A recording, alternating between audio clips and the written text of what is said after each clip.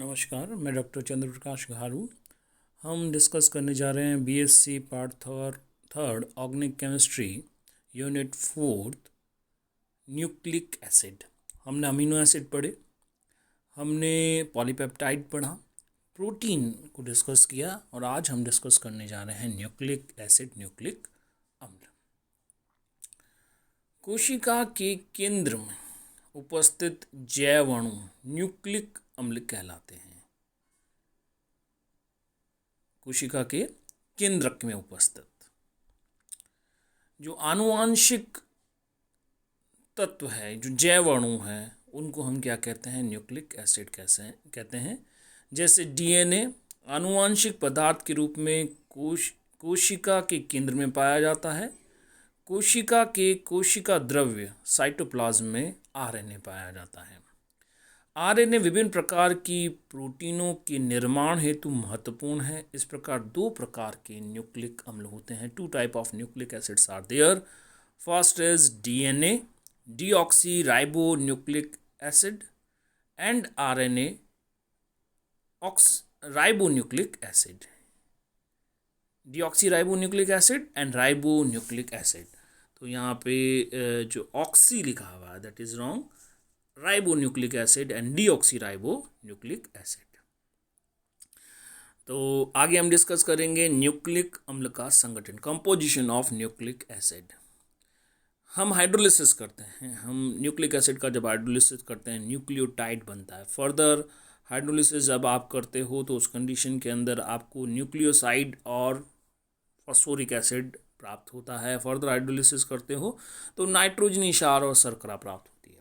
तो इस प्रकार हम कह सकते हैं कि शर्करा जो कि राइबोज शुगर होती है या डीऑक्सी राइबोज शुगर होती है, वो विभिन्न प्रकार के नाइट्रोजनी क्षारों जिसमें पिरीडीन और प्यूरीन तथा पिरिमिडीन होंगे, उनके साथ में संयोग करती है जिससे न्यूक्लियोसाइड बनता है।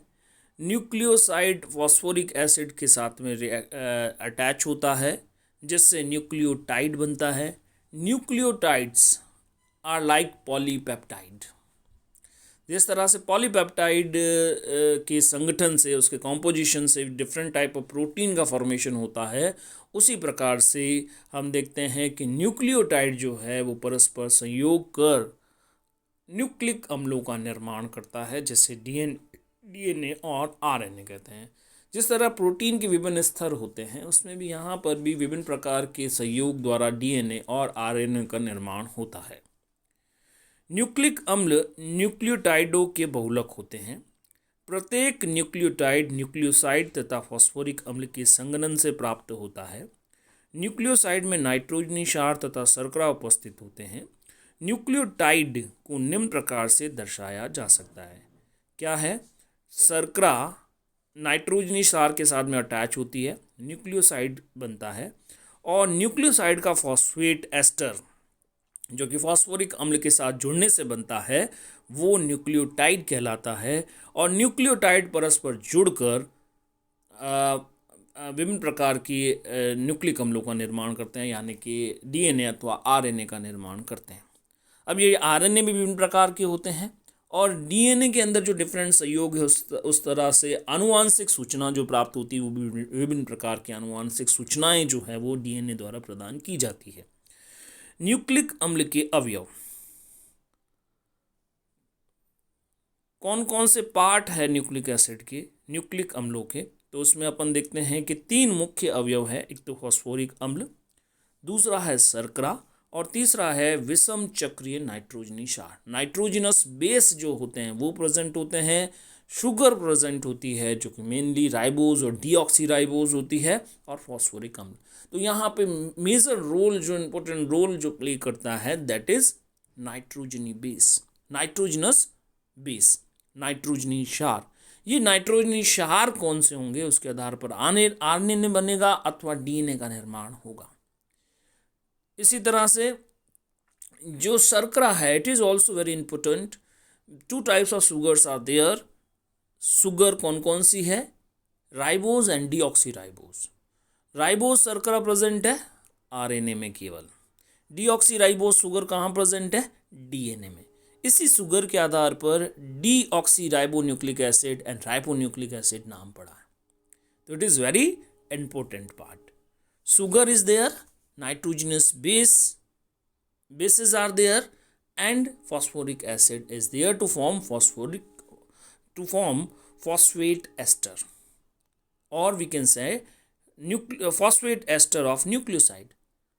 What is phosphate ester of nucleoside? It is nothing but nucleotide. nucleotide जो है वो phosphate ester है nucleoside का। तो इस प्रकार से यहाँ पे हम आगे डिस्कस करेंगे किस तरह की नाइट्रोजनस बेस जो है वो प्रेजेंट है, किस तरह से कौन सी शुगर प्रेजेंट है, उनका स्ट्रक्चर क्या है, उसके बारे में हम डिटेल से डिस्कस करेंगे। तो फर्स्ट ऑफ ऑल फॉस्फोरिक अम्ल। तो फॉस्फोरिक अम्ल जैसे कि आपको यहाँ पे स्ट्रक्चर में दर्शाया गया है, फॉस्फोरिक एसिड, ये फॉस्फोरिक एसिड जो है वो न्यूक्लियोसाइड के साथ में जुड़ता है, फॉस्फेट एस्टर का निर्माण करता है। शर्करा, जैसे कि मैं पहले ही कर चुका हूँ, डीएनए में डीऑक्सीराइबोज शुगर पाई जाती है और आरएनए में राइबोज शुगर उपस्थित होती है। हमने शर्करा कार्बोहाइड्रेट का पूरा एक चैप्टर पढ़ा है। राइबोज शुगर क्या है और डीऑक्सीराइबोज शुगर क्या है, तो उनके हार्वर्थ स्ट्रक्चर जो है वो यहाँ पे दर्शाए गए हैं, फ्यूरेनोज स्ट्रक्चर यहाँ पे दर्शाए गए हैं। तो राइबोज शर्करा, जैसे कि आपने देखा कि OH ग्रुप जो है वो कहाँ प्रेजेंट है, OH ग्रुप जो है वो राइट हैंड साइड के अंदर प्रेजेंट है, उसको ऊपर लिखा है, लेफ्ट हैंड साइड के अंदर जो प्रेजेंट है उनको नीचे लिखा जाता है। तो यहाँ पे राइबोज शुगर, डीऑक्सीराइबोज क्या है, सेकंड नंबर, यहाँ पे ये तो हो गया फर्स्ट नंबर और ये है आपका सेकंड नंबर। ये जो सेकंड नंबर का कार्बन है वहाँ पे देखिए राइबोज शुगर के अंदर तो OH ग्रुप प्रेजेंट है, जबकि डीऑक्सीराइबोज में यहाँ पे क्या प्रेजेंट है, ऑक्सीजन इज नॉट देयर, यहाँ पे ऑक्सीजन नहीं है, इस कारण से इसे डी यानी कि oxygen is not present, oxygen is removed, इस कारण से इसे डीऑक्सीराइबोज शुगर कहा जाता है। यहाँ पे गलती से ऑक्सीराइबोज लिख दिया गया है, यहाँ पे आप देखिए राइबोज शर्करा है ना कि ऑक्सीराइबोज शर्करा, इट इज इसको हमें हटाना है, डीऑक्सीराइबोज शुगर इज देयर। यहाँ पहला जो है इसका नाम क्या है, राइबोज शर्करा, दूसरा जो है उसका नाम है डीऑक्सीराइबोज शर्करा। तो यहाँ पे फॉस्फोरिक एसिड हो गया और दो प्रकार की शर्कराएं हो गई, एक तो यहाँ पे ऑक्सी नहीं लिखना है, ये मैं बार बार कह रहा हूँ, राइबोज शर्करा तथा डीऑक्सीराइबोज शर्करा। नाइट्रोजनस बेस, नाइट्रोजनी क्षार। न्यूक्लिक अम्लों में दो प्रकार के विषम चक्रीय नाइट्रोजनी क्षार पाए जाते हैं। Heterocyclic nitrogenous bases are present. Two types of nitrogenous bases are there.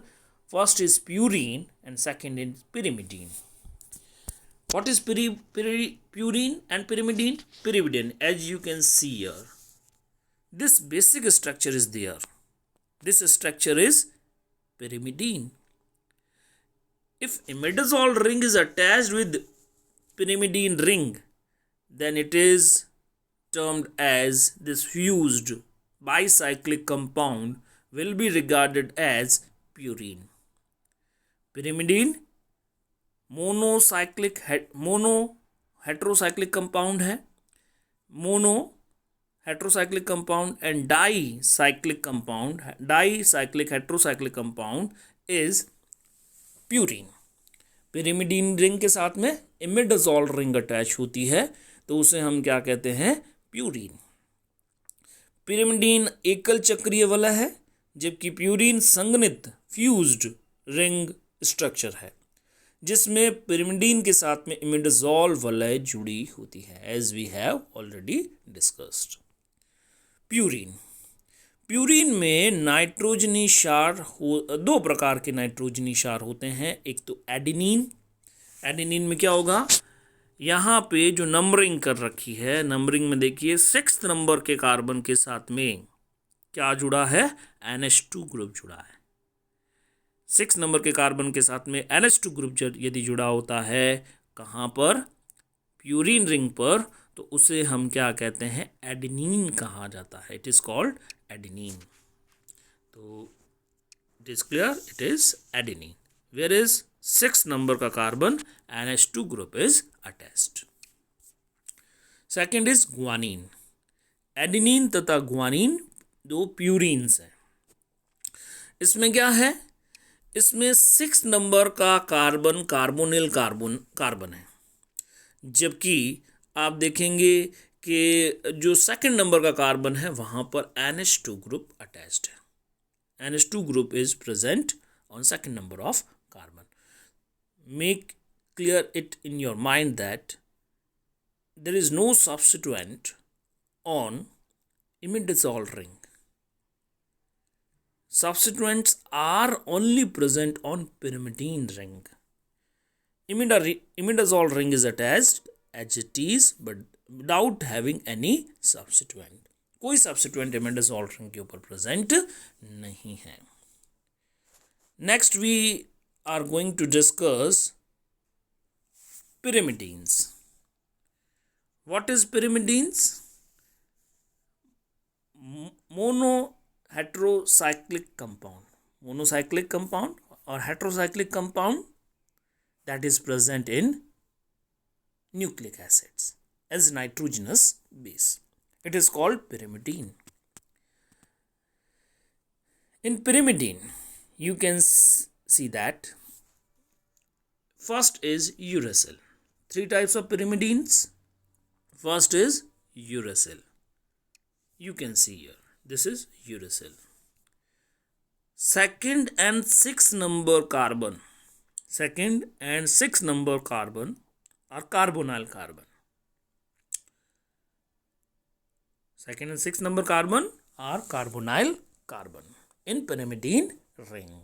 Then it is called uracil. What is thymine? What modification in pyrimidine ring gives you thymine? And you can see that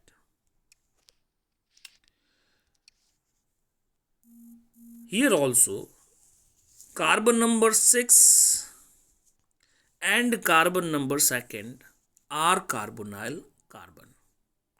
It is also present in uracil and it is also present in thymine. Along with this, in thymine, 5th number carbon is substituted with CS3 methyl group.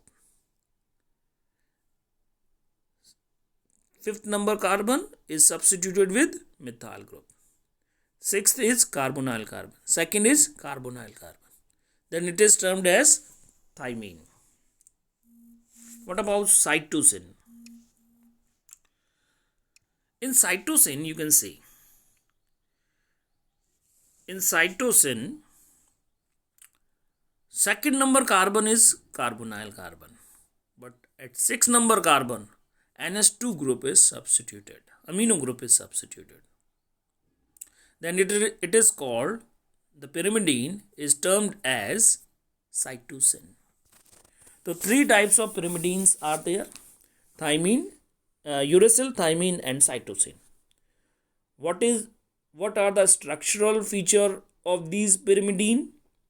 In uracil, 2nd and 6th carbon are carbonyl carbon. What about thymine? Here also 2nd and 6th carbon are carbonyl carbon and 5th carbon is substituted with methyl group. What about cytosine? 2nd carbon is carbonyl carbon, but 6th carbon is not carbonyl carbon, but it is substituted with amino group. NH2 group substituted, NH2 group is substituted on 6th carbon. Then it is termed as cytosine.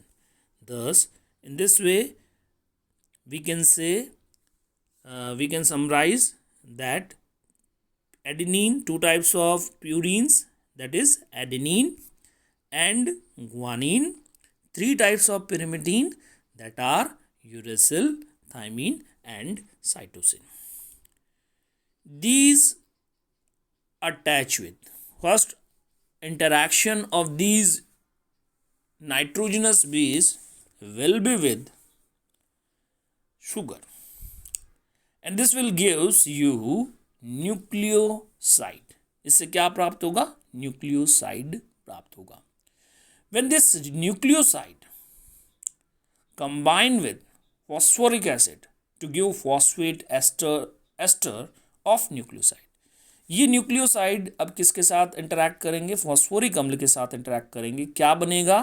Phosphate ester प्राप्त होगा। किसका? Nucleoside का, जिसे हम क्या कहेंगे? Nucleotide. तो one by one इस इंटरैक्शन को हम डिस्कस करेंगे। आज यहीं हम क्लास को कंक्लूड करेंगे। Thank you very much.